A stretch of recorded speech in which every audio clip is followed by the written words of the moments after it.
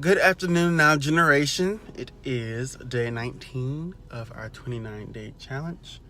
I am currently in traffic right now, and so in order to get the devotional to you guys on time, I'm gonna have to do it while I'm driving. So no one shall die during this devotional, and it's just gonna be a good one today. So today we're gonna be talking about drawing closer to the heart of God and what that really looks like as believers, and what that really looks like even as a youth or as a student.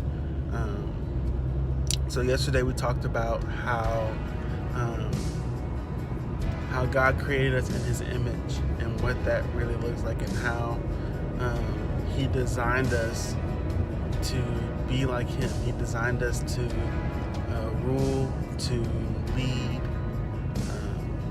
He designed us to actually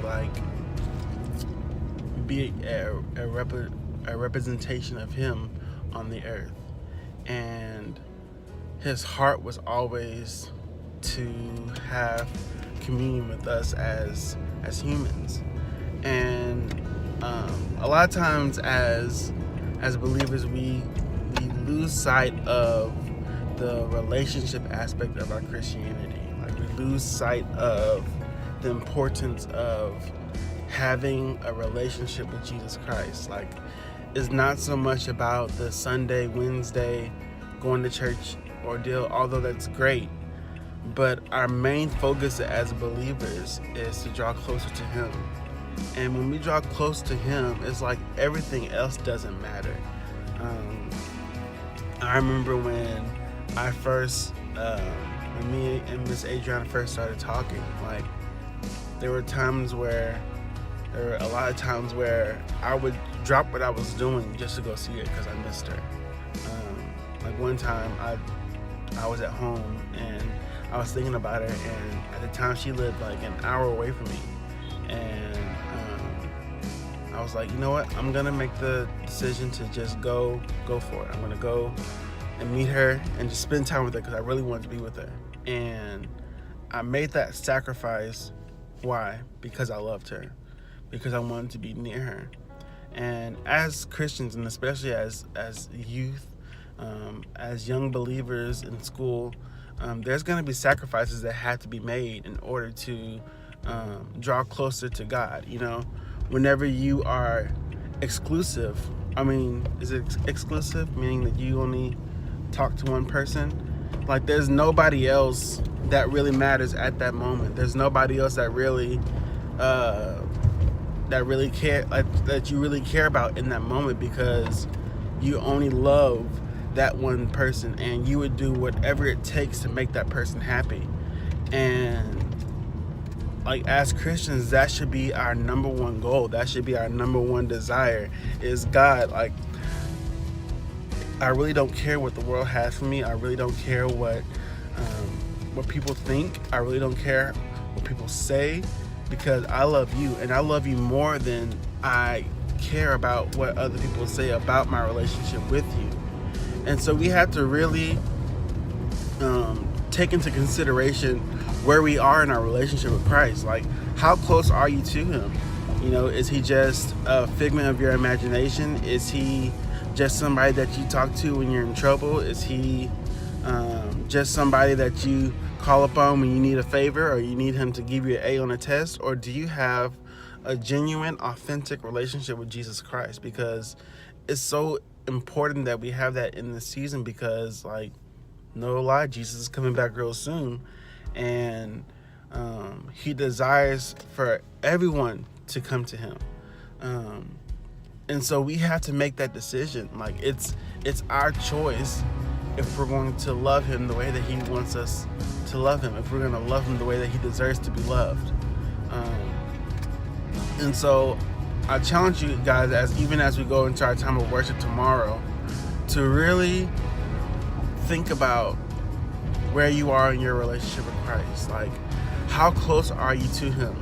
Like, how close are you with Him? Is He your number one priority? Is He the first thing you think about when you wake up in the morning? Or are you thinking about something you saw on Snapchat or Instagram?